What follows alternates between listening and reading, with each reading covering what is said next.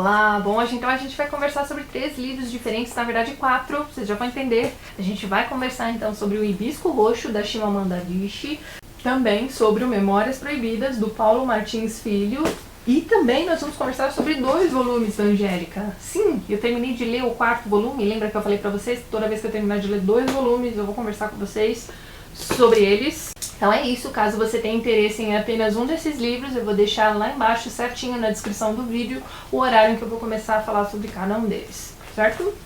Bem, então vamos começar a falar sobre esse livro incrível, Hibisco Roxo, da Chimamanda. Eu terminei de ler esse livro ontem, para ser mais exata. E assim, gente, que livro incrível! Eu comprei esse livro quando ele começou a ser falado nos blogs e canais, etc. Mas por algum motivo eu fui deixando ele de lado, deixando. Coloquei então esse livro como uma das minhas metas, né, para 2015. Naquela tag que a gente costuma responder no fim do ano, né, livros para o ano seguinte. Esse aqui era um dos meus 10 livros separados para 2015. Consegui lê-lo agora, né, no comecinho de novembro, e se tornou fácil um dos livros da minha vida. Um dos livros mais incríveis que eu já li em toda a vida. Esse aqui não foi, então, a minha primeira leitura dessa autora, né, meu primeiro contato com a Chimamanda foi através daquele texto incrível, daquela palestra TED dela, chamada Sejamos Todos Feministas. Eu já falei sobre esse texto aqui no canal, eu vou deixar o link lá embaixo, mas eu não fazia ideia de que eu ia gostar tanto desse livro. Gente, sério, que livro... É um livro surpreendente, ele é pesado, ele é pungente e ele traz uma carga dramática na medida certa. Chorei pra caramba lendo esse livro, mas ele é uma sequência de tapas na cara e de chutes no estômago, assim, que são, sei lá, todo mundo devia ler esse livro. Eu vou tentar contar um pouquinho da história pra vocês, lógico, sem dar nenhum spoiler, porque eu realmente quero muito que todo mundo leia esse livro. Esse livro vai contar a história da Camille, que é então essa adolescente, filha dessa família super abastada ali dentro da Nigéria, né? Então a gente tem que pensar no que é Nigéria.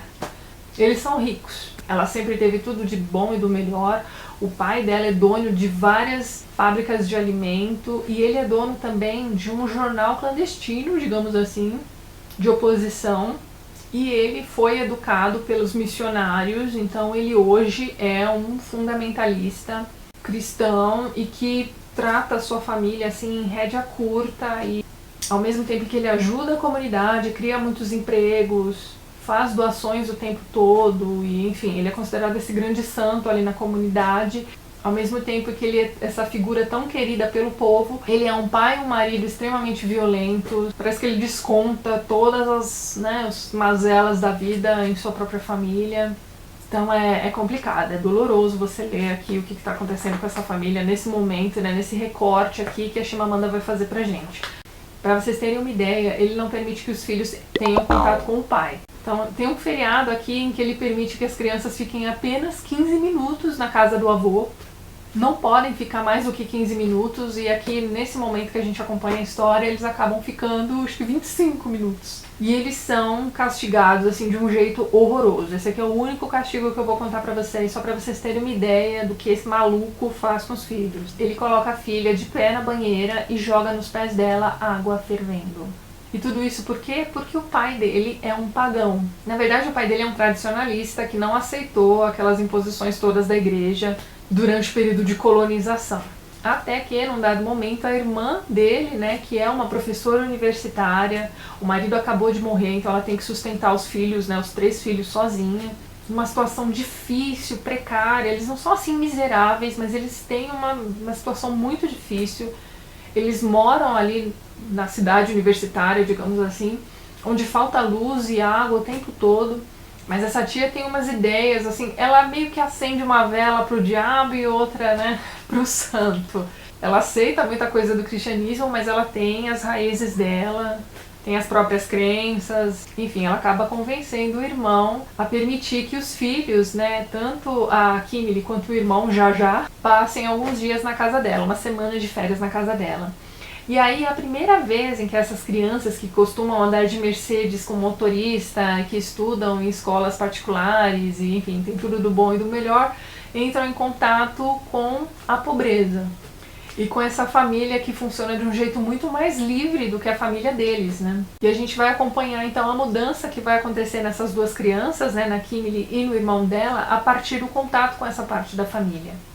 E o que a Chimamanda vai fazer nesse livro aqui, gente, na verdade é o seguinte: a partir do retrato dessa família, ela vai contar pra gente, então, sobre os perigos das imposições feitas, né, pelos europeus durante esse período de colonização.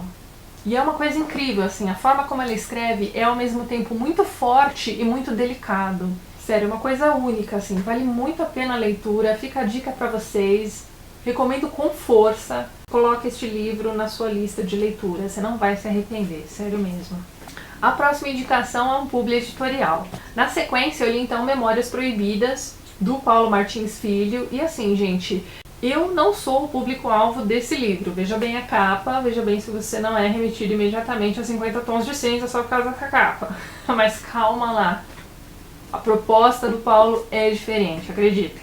O que o autor desse livro faz é o seguinte: o narrador dessa história, que é o Lorenzo, vai chegar a um momento de reflexão na vida dele, em que ele vai propor autoconhecimento através de reflexões sobre os relacionamentos que você já teve na sua vida. Então é óbvio que ele vai falar dos seus próprios relacionamentos, e ele vai traçar meio que uma linha do tempo ao contrário. Então a gente vai acompanhar um relacionamento mais recente até o primeiro grande relacionamento da vida dele, que é um relacionamento que realmente machucou e que provavelmente o levou a ser o que ele é hoje. Então, sim, nós vamos acompanhar aqui diversos relatos eróticos, muito bem escritos, diga-se de passagem, e ele vai traçar meio que um perfil de cada uma dessas mulheres.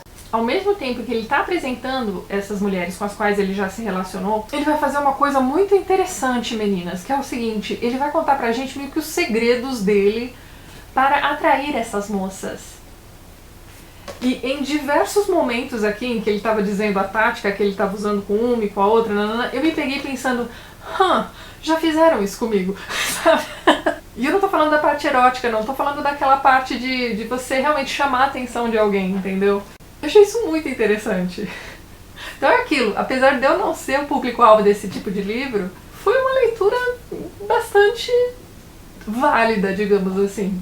O Paulo é um jovem autor, ele na verdade tem a formação dele toda voltada para engenharia. Esse livro aqui foi publicado então no ano passado, é o primeiro livro dele, e assim, gente, é um livro que, caso você goste desse tipo de relato, desse tipo de história, principalmente mais erótica, é um livro que vale muito a pena.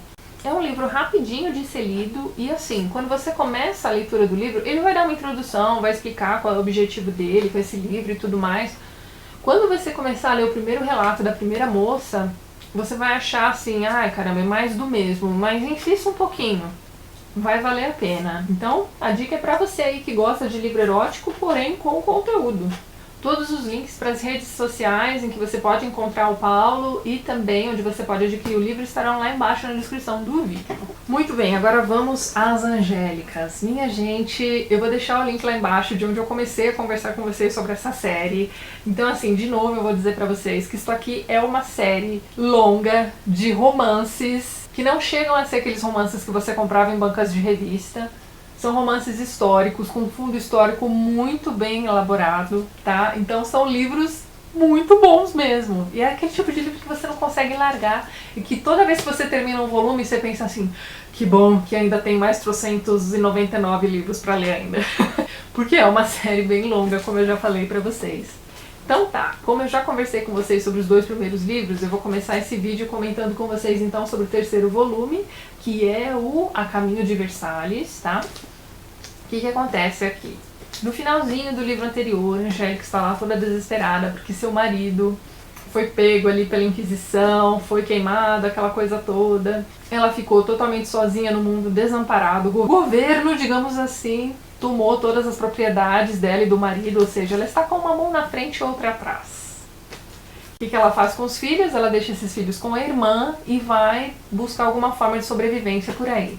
Ela vai acabar morando, minha gente, com uma gangue de sem-tetos em plena Paris, do século XVII. E assim, uma das coisas mais impressionantes de você acompanhar nesse momento aqui da história é a garra que ela tem para sobreviver mesmo. E quando ela decide retomar os filhos, o que acontece? Ela vai até a casa da irmã e a irmã não está mais com os filhos. Ela deu os filhos da Angélica para uma senhorinha X cuidar.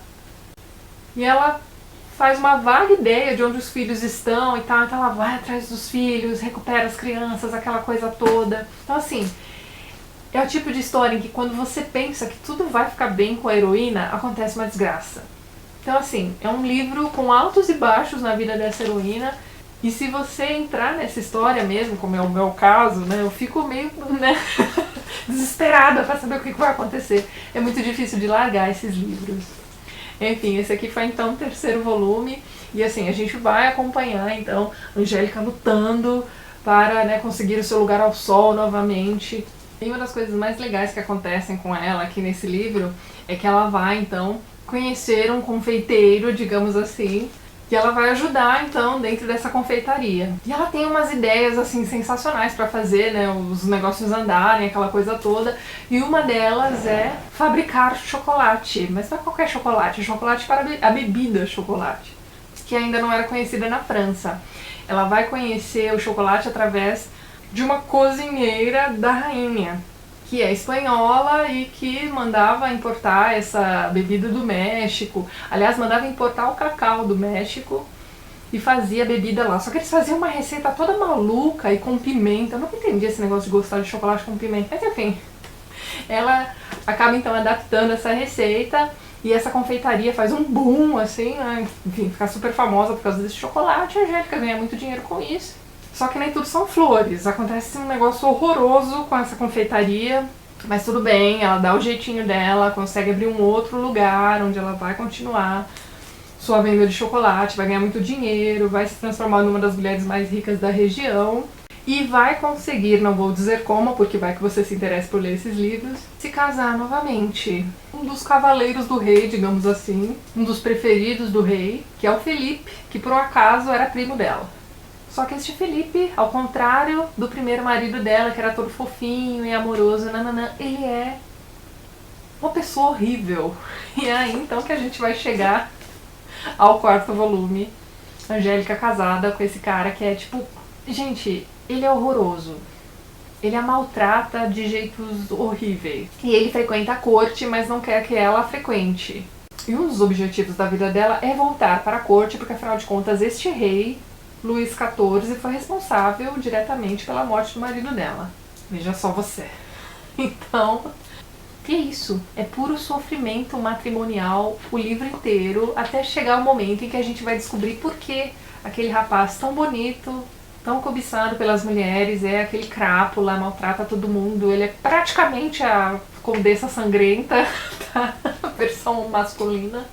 Ele é um pouco menos louco do que a Condessa Sangrenta. Se você não sabe do que eu estou falando, eu vou deixar o link aqui em cima de onde eu falei de um livro sobre essa condessa húngara que era, meu Deus do céu, um demônio.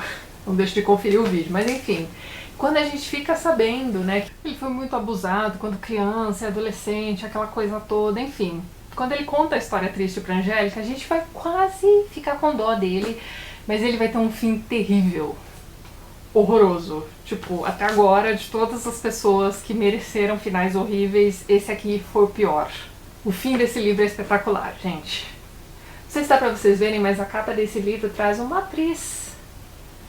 Segundo minha mãe, essa moça aqui foi a atriz que interpretou a Angélica nos 3 filmes que saíram sobre ela. E eu estou loucamente atrás desses filmes. Se vocês souberem onde eu posso encontrar os filmes da Angélica, por favor, me digam nos comentários. Talvez o Gabriel saiba. O Gabriel tá lendo também os livros da Angélica. Ele me contou que ele pulou o 3º livro. Ou foi o 4º? Não, foi o 4º livro. Parece que ele leu o 5º na frente do 4º, enfim. Então se tem alguém que deve saber onde encontrar esses filmes, deve ser o Gabriel. Se você souber, por favor, compartilhe. E é isso então, já vou pegar aqui com a minha mãe então o 5º volume. E assim que eu ler o 5º e o 6º, eu volto aqui então para conversar com vocês sobre esses livros. Gente, sério, que série sensacional. Vale muito a pena. Se você tem aí, se a sua mãe ou sua avó tem esses livros perdidos em casa, leia, vocês vão gostar. Sério, diversão garantida. E é isso então, se você gostou do vídeo, não esqueça de dar um joinha, ajudar a compartilhar. Um beijo pra todo mundo